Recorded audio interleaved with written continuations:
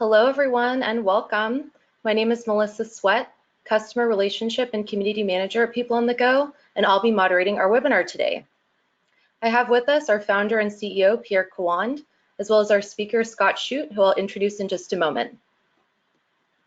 But before we get started, let's just do a quick technology check to make sure that you can hear me just fine and see the screen. So please go ahead and locate that questions panel and just type in a brief note, a hi, hello, and okay, letting me know that all is good with the technology. Hi, Maria, Dana, thank you. Awesome. Thank you all so much. And so you are here for Compassion at Work and Beyond, Mindfulness in Action. And I'll introduce our speaker, Scott Shute. Scott Shute is the head of Mindfulness and Compassion at LinkedIn. He has been an active advocate for customers and employees in the technology space for over 20 years, with roles ranging from sales to customer advocacy to customer service leadership. Previously, Scott was Vice President of LinkedIn's Global Customer Operations. In his current role as Head of Mindfulness and Compassion, Scott blends his lifelong meditation practice and passion with his practical leadership and operations experience. His mission is to change work from the inside out by mainstreaming mindfulness and operationalizing compassion. And with that, I'll turn it over to Scott and Pierre. Thank you, Melissa. Welcome, Scott. Thank you for joining us again. And thank you, everybody, for being here. And I know today we have many people from the current 21-day challenge who are participating, and the timing of today's session couldn't be any more perfect because our last week of the challenge is about collaborating with emotional intelligence. So compassion is right in there, and even if you're not participating in that 21-day challenge and you're joining the session today, that's great. You're gonna get a lot out of the session. And I'm gonna start, Scott, with a simple question, knowing many of the people today were not with us last time.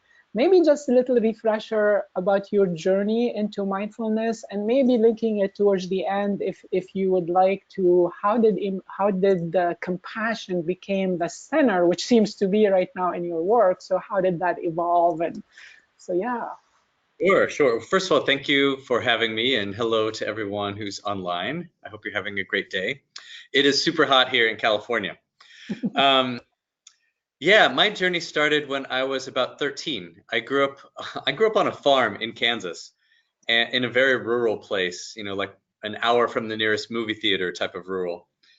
And it's not the type of place that you typically find meditation or, you know, something, let's say, outside of the norm. But that's what happened for me. And what I would say is I had a kind of long story short, I would call it a spiritual awakening. You know, and I discovered a set of practices, including things like meditation and visualization and contemplation, that were very powerful for me.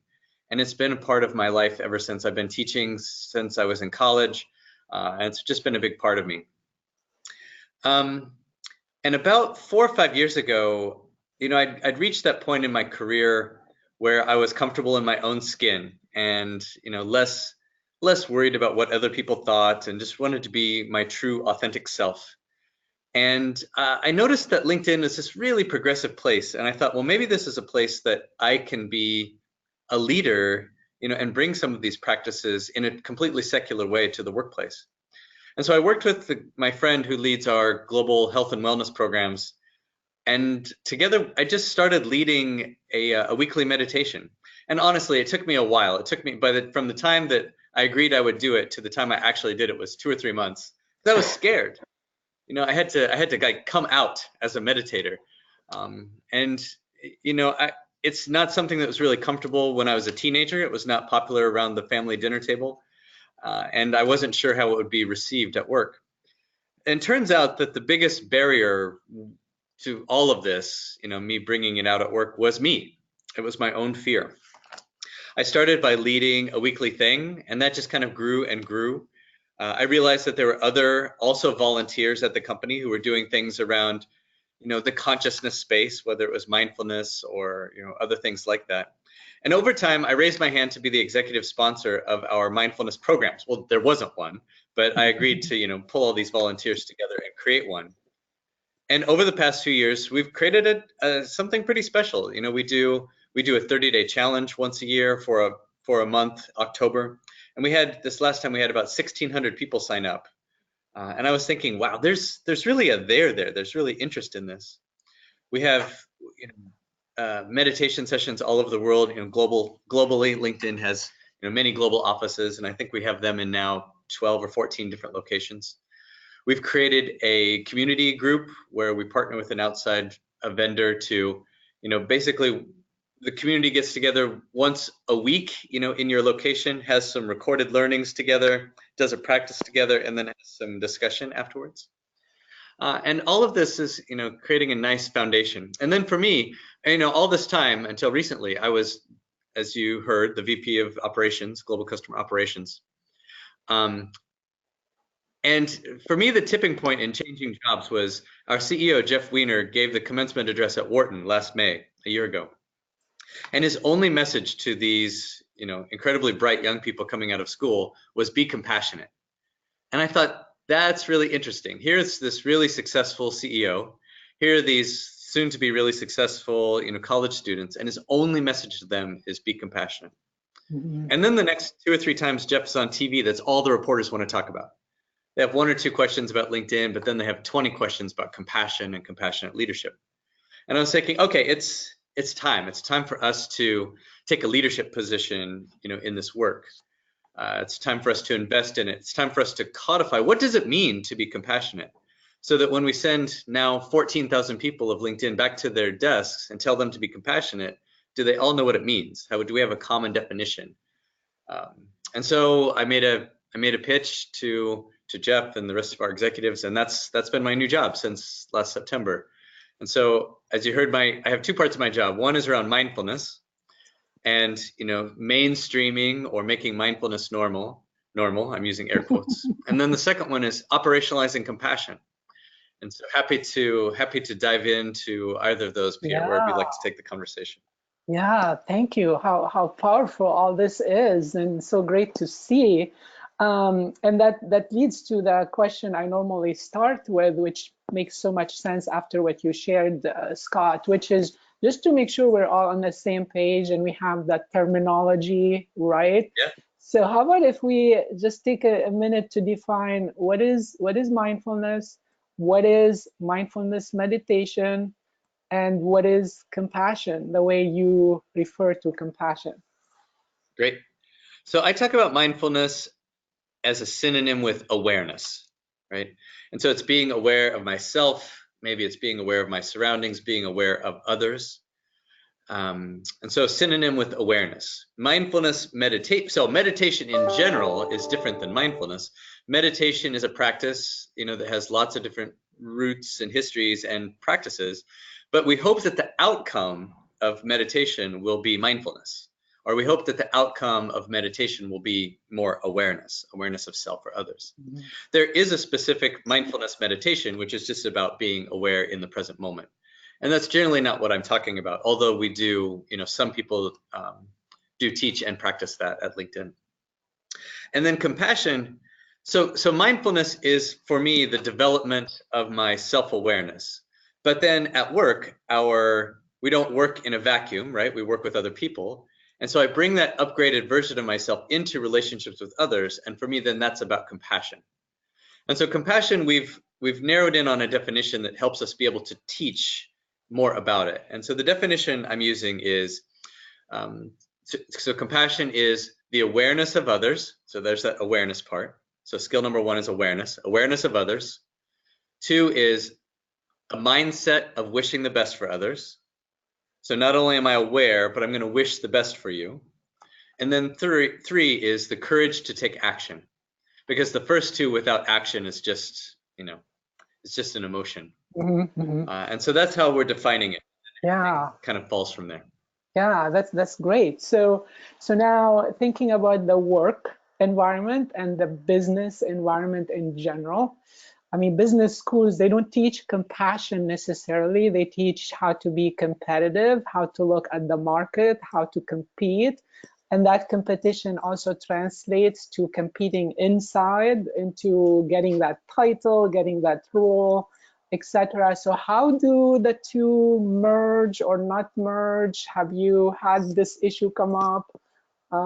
Yeah, any insights related to that friction between those two? So it's really interesting because what we find is one of the factors that dampens our empathetic response needed for compassion is competition, right? And we're kind of wired, or I'd say programmed this way from the times in our cave people days when we grew up in a scarce environment, right? We were competitive. In fact, studies show that we show empathy or compassion more easily to those that are like us instead of those that are not like us, which is unfortunate. That could be the good news is that system can be hacked. But coming back to compassion, especially internally, especially in building a culture, it's really important that we don't create, I would say, competition internally, right? Because if we start to feel that inside of the company is a resource scarce environment and we're working against each other, it's a zero-sum game. I'm competing against you, you're competing against me. We're probably not going to come up with the best results long term. Now, look, there are some companies that structure it this way, right? There are some technology companies that will, if they want to build the latest thing, they'll have two teams literally compete with each other. You know, and perhaps for some things that is useful for them. But I think if you're trying to build a culture that lasts for the long term, then this competition element, at least inside, is not helpful.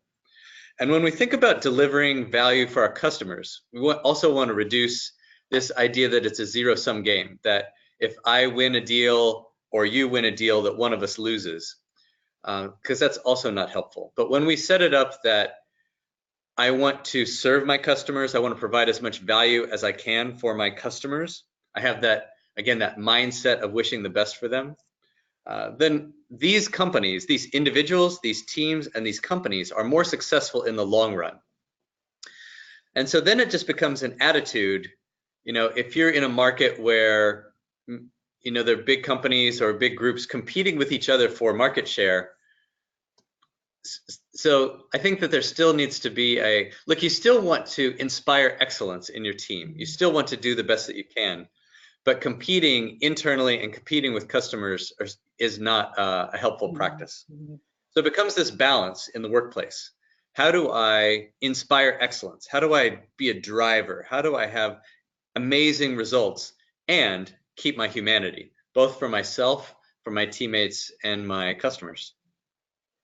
Yeah, very good. And I think you brought up a really good issue about short-term versus long-term. So on the shorter term, it may be more beneficial to be more competitive, but we may lose on the longer term. So having the longer term view. So, so back to what you mentioned earlier, it seems like taking action is a big part of what you're trying to instill into the culture. Are there some examples of what these actions, these daily actions might be, and maybe some stories from people who have been part of the movement and they can say, oh, I've done it differently because I've been part of this? Sure. Let me give you some context on where we are on our journey, because that will shape the answer. So I've been in this role for, you know, 7 or 8 months, really since October of last year. And we started with the mindfulness piece because that was the easiest to understand. In the mindfulness piece, you know, I'm definitely getting, you know, reports of people whose lives are changed. And it's the type of, here's an example. I was walking the hall one day a few months ago, and one of my friends was walking with a young woman, and he sees me, he's like, oh, you should tell Scott your story. And she, you know, she didn't want to. And I was like, oh, yes, you should definitely tell me your story.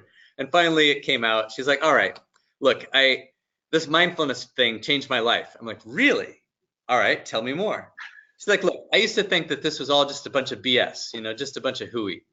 And then last year, a year ago, you guys did this, you know, 30-day mindfulness challenge. And I signed up for it because it was a challenge, and I like a challenge, you know. And so I meditated 30 days in a row using Headspace, and then I just kept going. And now my streak is at, it was over a year, whatever she said, you know, 385 days or something like that. And she said, this morning, I just got up on stage and presented to my team's all hands, 85 people. I gave a 15-minute presentation.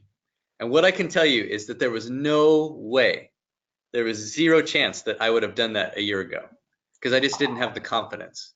And even this morning, before I went on stage, I had to get myself centered. And so I went to a conference room and I did my breathing and I relaxed. And then I went on stage and I crushed it. And I was thinking, yes, that is what we were looking for, right? When it becomes not just what we talk about, but what we do. And so I'm hearing lots of reports from people on how it's changed their life, the mindfulness piece specifically, how it's changed their life.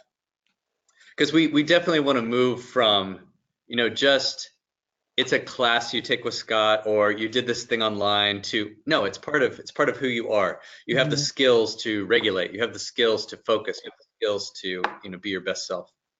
So that's the mindfulness piece, and I'm proud of the work we've done there. Compassion, we're just getting started. We've built out, some workshops. We're starting the process of codifying, really what does compassion mean. But I will give an example. And actually, here's the level of investment that we're putting into it. A couple weeks ago, I had the guest speaker slot at our GLS, our Global Leadership Summit. So this is the top 200 or 220 executives in the company. We meet twice a year to go over planning and get aligned and also have some time with each other. And our past guest speakers have been Arianna Huffington or Bill Gates, so people you've heard of. This time it was me, which is kind of a terrifying environment.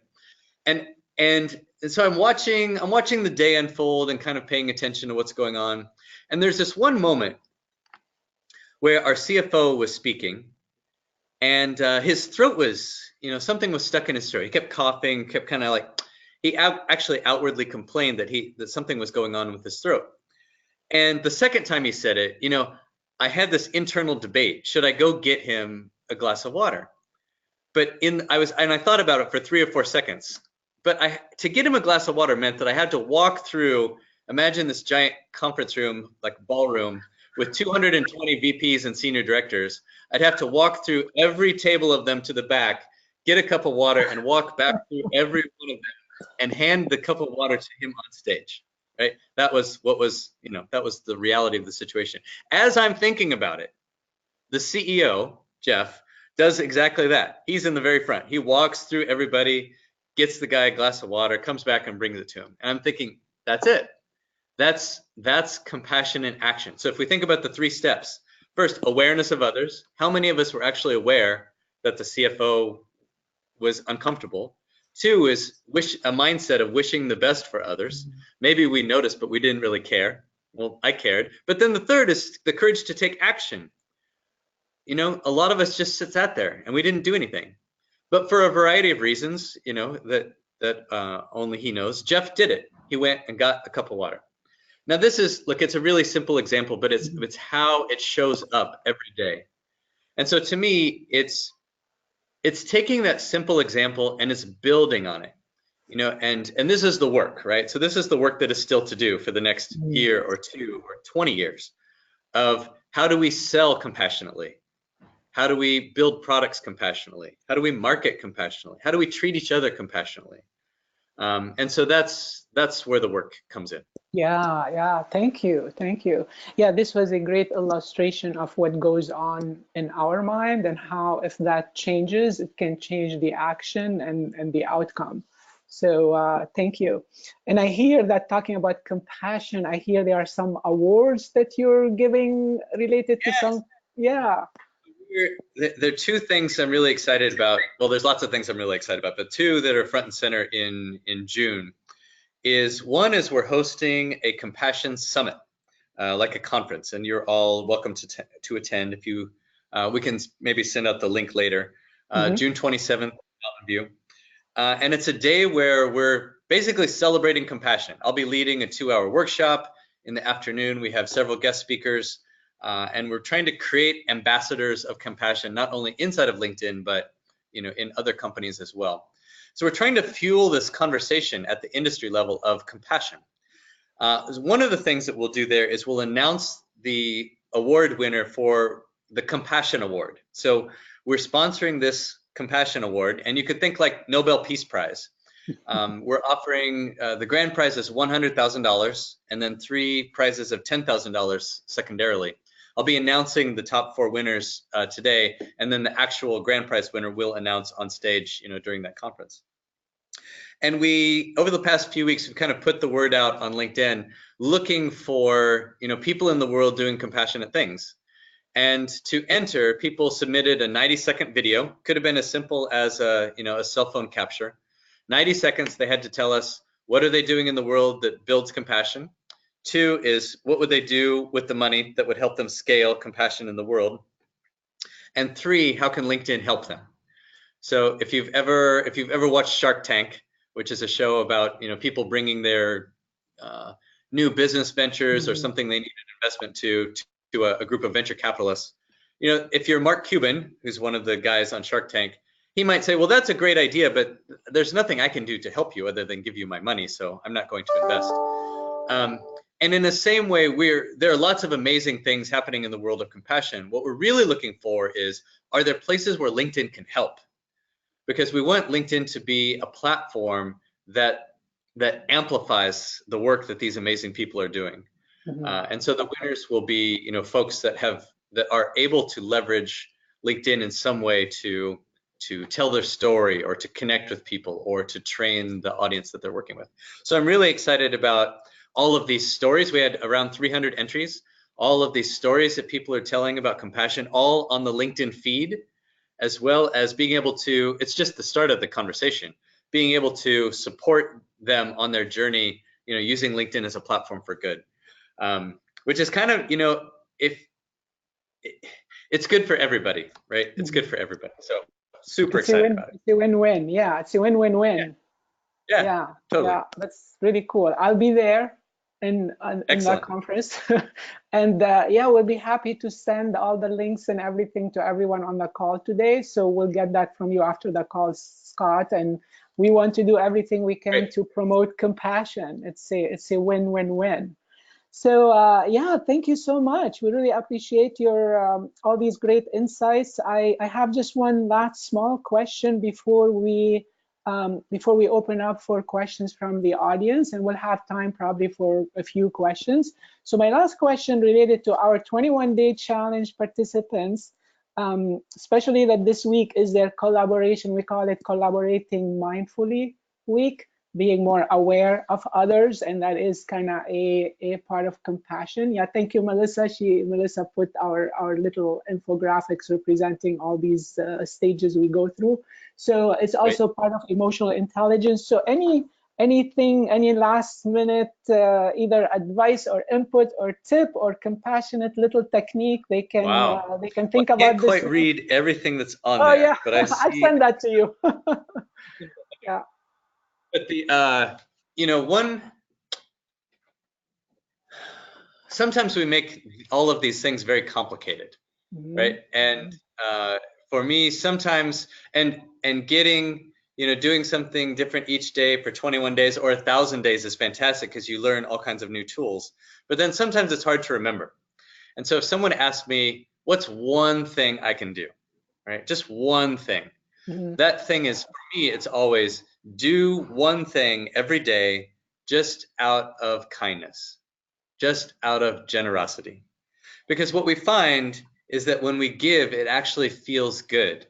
I had this experience, I don't know, maybe 10 years ago. I was mowing the lawn. I live in San Jose, California. I have this tiny little lawn. And I was mowing the lawn one summer, and it was hot outside. And I don't particularly enjoy mowing the lawn. And in that moment, I remembered that my neighbor was not feeling well. She'd been sick for a while, and her lawn was growing. And I didn't know how I could help my neighbor, but I knew that I could mow her lawn. And so when I was done mowing my lawn, I just went and mowed her lawn. And it was funny, as I was mowing her lawn, I got that rush of, I don't know exactly what it is, endorphins or oxytocin or something good. And I felt good. I was thinking, this is strange. Like, I don't like mowing the lawn. And to be honest, I didn't really care for my neighbor all that much either. But if I mow my lawn for my neighbor in this act of pure giving, because it made me feel good. I wasn't expecting her to come out with a plate of cookies or $20 or even to say thank you. I just wanted to do it. And so as you're going through life, if you just want to do one thing, just one act every day out of kindness, Excellent. Well, thank you. So I'll be curious later for those from the 21-day challenge if you might report back today in our online portal and let us know what you did today. I think that could be inspiring for all of us. All Yeah, right. and actually one more thing. So yeah. for a long time, I had a kindness buddy. I had a kindness buddy and a gratitude buddy. So in other words, somebody to hold us accountable for. And every day we would text back and forth what we had done. And so at first, I just wanted to win. Like, again, the competition thing. It's like, I just wanted to do something better than my friend had done. But over time, your brain starts to orient. You start looking for ways to give, ways to be generous, ways to be kind. And it really starts to rewire our brains. And so if you want to go one step further, create a kindness buddy or a generosity buddy and text back every day to hold yourself and the other person accountable. That's great. Yeah, we'll encourage that.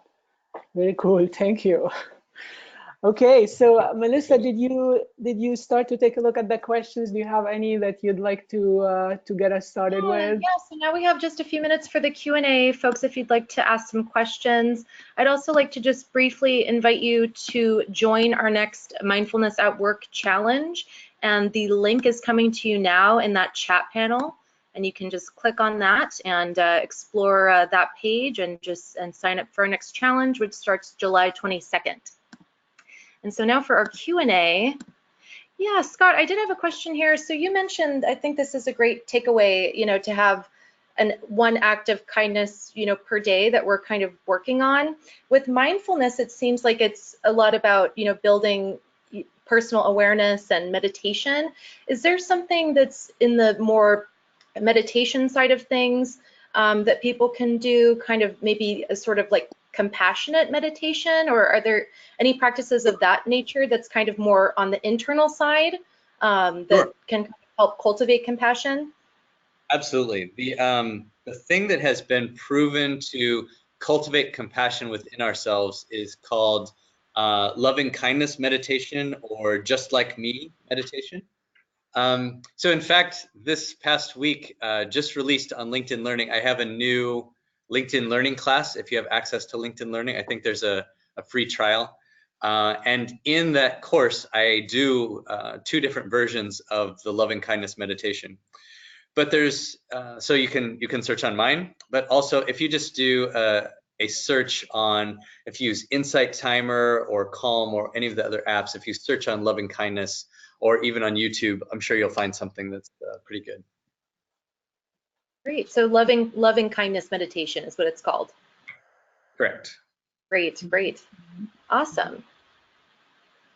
So we have just a few more minutes if there are any other questions. Or Pierre, do you have any last questions for Scott? Yeah, I saw earlier a note asking about the conference. It's open for everyone. Is it? Okay, great. And we're gonna send everyone, just to reiterate, we're gonna send you, when we get the link and everything else from Scott, we'll be sending it to you with the recording of today's session. So. Yep. I have a couple other resources you might find valuable. If there are folks on the line that are interested in bringing mindfulness to their workplace, I have a couple resources. One is my colleagues and I, other people at other companies who have created mindfulness programs, created a playbook that we can send the link out to, basically how to bring mindfulness to your company, workplace, group. And also there's a LinkedIn group that you can join, which is full of those people who are doing the same. So I'll get Melissa those links. Excellent. Awesome. Perfect. Thank you. So I think we're on time. So thank you again, Scott. This has been a great thing to bring you again. Hopefully we can do that again when we do our later activities like this, and we'll stay in touch in the meantime and see you at the conference. Excellent. Thanks very much. Everybody have a great day. Take care. Thank you. Thank you all. Bye-bye. Bye.